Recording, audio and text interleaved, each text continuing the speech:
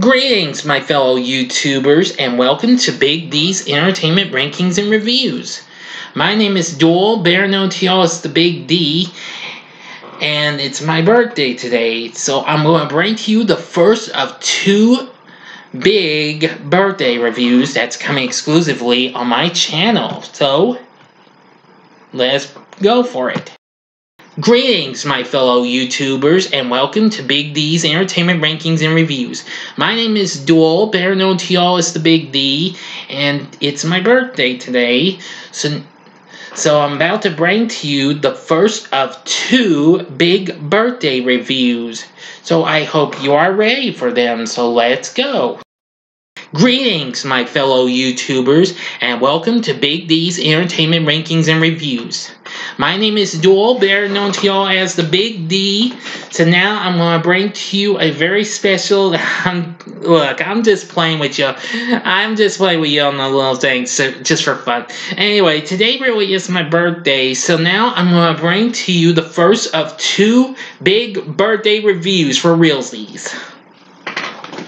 First off, I'm going to be doing a back-to-back review of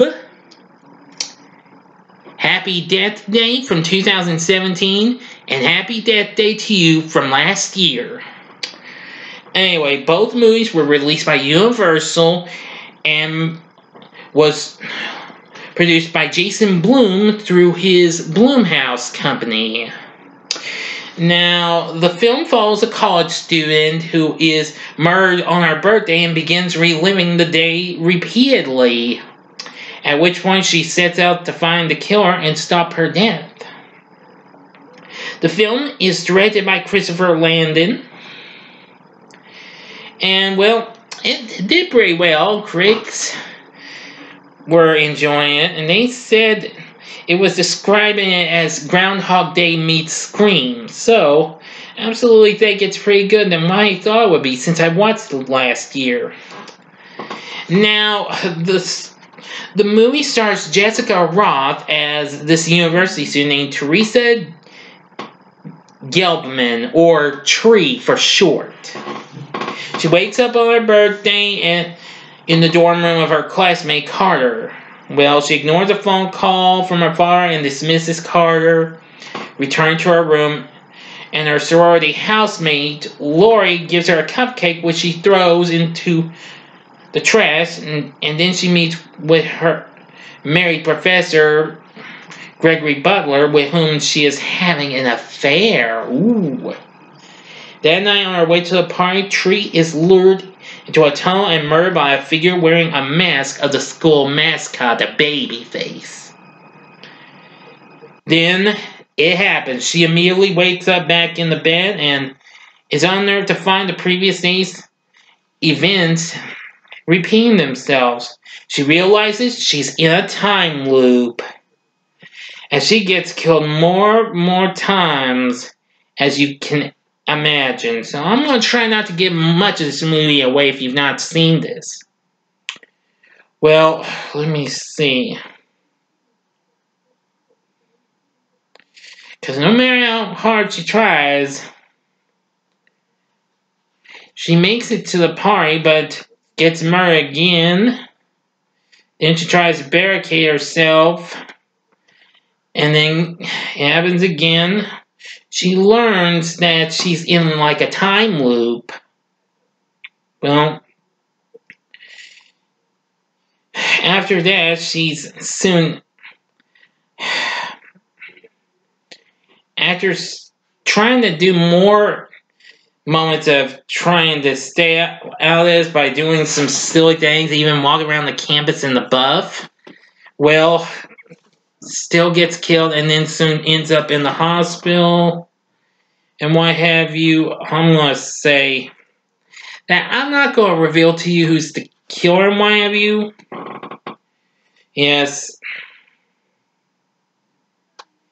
Tree manages to finish in the hospital and gets through the rest of her big day and what have you. But, well, she just learns from a real serious bit that someone she knows actually killed her. So, it just has so many moments. So, I'm really not going to tell you much more. The ending to the movie is pretty memorable and what have you, but that's just going to be for you to see.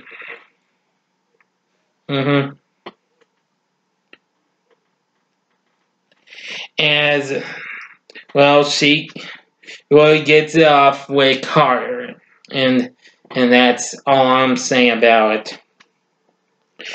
Carter is played by Israel Broussard. Laurie is played by Ruby Modine. And Rachel Matthews plays this other character, Danielle Busman. So, I just say that some of the moments in Happy Death Day are absolutely funny. I mean, the time loop, this is absolutely a blast. I love it. So, would I recommend Happy Death Day? Hell yeah, you need to see this. But like I said, I don't want to spoil everything.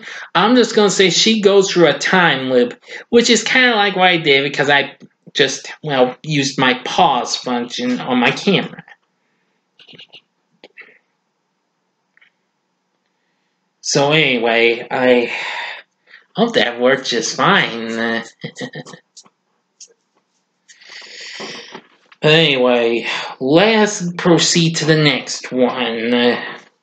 As I now go to last year's Happy Death Day to you. Which I think is good and all, but not quite as good as the first one, because it is still a black comedy slasher, but it, however, involves science and what have you, more of a sci-fi feel. This time, Tree is accidentally transported to another dimension where she must relive a different version of the same day repeatedly as she tries to return home while a new killer is on the loose. Anyway, and of course, Jason Blum's back on board. Oh yeah, both movies are directed by Christopher Landon. He absolutely did a great job on these. And Bear McCreary did the music for both of these, so that was good too. Now, Jessica Roth, Israel Broussard, and Rachel Matthews are all back in this. Still, as much as the first movie, I loved Jessica Roth's performance in this. This was real good. Oh yeah, before I get into the review of this, there was another fun thing I liked about the first Happy Death Day, and that's kind of like what I did. When I was watching it, once the Universal fanfare and Lowell starts coming out suddenly, it starts, where I'm like, what's going on here? And then I'll say, there we go. And then it's like, now see here, now what's going on here? And then it goes on, starts again. That was probably the funniest thing I liked about Happy Death Day was the Universal fanfare and logo going through like a time loop thingy. Oh, wow. Now, apparently, in Happy Death Day to You, first off, we start with, well, one of the college students, Ryan, he wakes up in his car and soon returns to his dorm room where he walks in on his roommate Carter and Tree. Well, he resumes work on an experimental quantum reactor with fellow students Samara and Dre. After the school dean shuts down the project for triggering several power outages, Ryan is murdered by someone dressed as the Babyface Killer. Yeah, someone's wearing the Babyface mask again and wakes up again on Tuesday the 19th. So Tree explains her experience reliving Monday the 18th, and she and Carter agree to help Ryan. But they learn the reactor was responsible for creating the loop. So the new Babyface tracks Ryan down, but Tree unmasks him to reveal another one? Now that's my only spoiler I'm giving.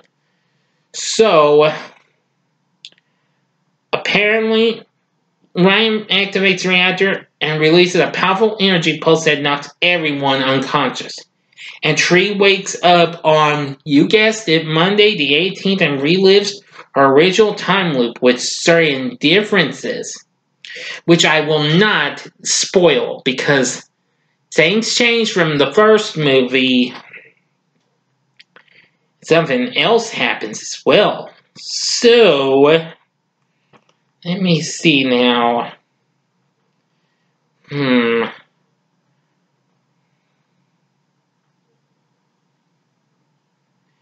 So apparently,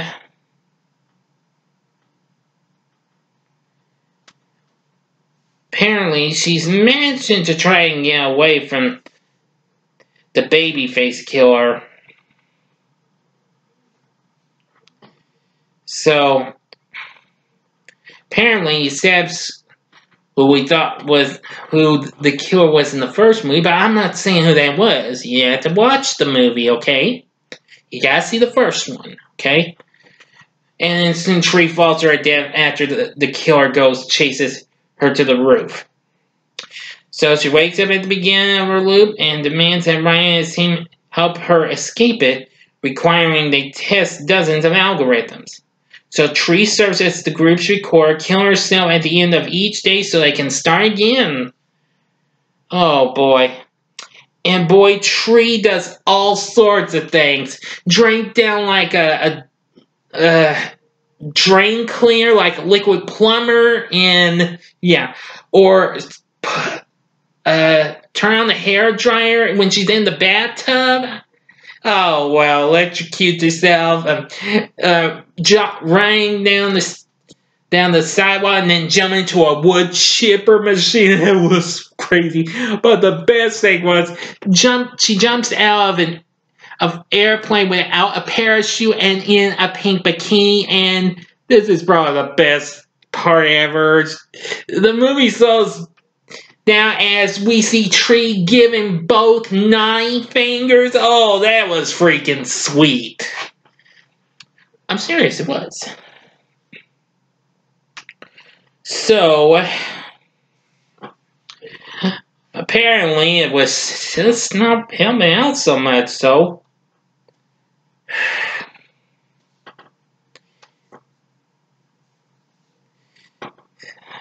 So Tree tries to do her best to get away from the baby face again, and then soon she manages to kill herself and deactivate the reactor so she can save Kara and Lori this time. The loop restarts and Tree decides to return to her own reality. But soon, once she's in the hospital, she's caught by the second baby face. But I will not say who that is. You need to see it. And what have you. And soon, everything turns out for the best. And yeah, because we get to see Tree and Carter together in the end again, as the reactor activates and sending Tree back to her original dimension on Tuesday the 19th. And then soon they are escorted by a group of agents to a laboratory during credit scene. But that's all I'm going to say, but I'm not going to explain why. So, apparently they think it would be the possibility of a third movie, but not really. Christopher Landon confirmed that a third film is not in development. If we do get a third one, I hope for the best. Would I recommend Happy Death Day to you? Yeah. That's not a factual, not hell yeah, but yeah. I mean, I did enjoy this movie, not quite as much as the first one. It does have good moments and what have you. So, I would say definitely look into both of the Happy Death Day movies. So, what did you think of the Happy Death Day movies? Please, which one did you like? Did you like Happy Death Day or did you like Happy Death Day 2? Please feel free to tell me in the comments section. Like and subscribe to my channel and be a part of the Big D Nation. Thank you again for watching. Join me again later on tonight when I review Bloody Birthday. Yeah. Anyway, thank you again for watching. If you liked what you saw, you can check out one of these 2 recent vids. In the upper left-hand corner is my recent review of the 2009 Australian horror flick, The Loved Ones, which was an absolute blast. In the upper right-hand corner is my recent ranking of top favorite songs from a fellow celeb I'm sharing the same birthday with, Mr. Ray Stevens. In the bottom right-hand corner is a button you can click on to subscribe to my channel for more fun with moi, the Big D. Thank you again for watching. Until next time, I'm the Big D saying, see ya.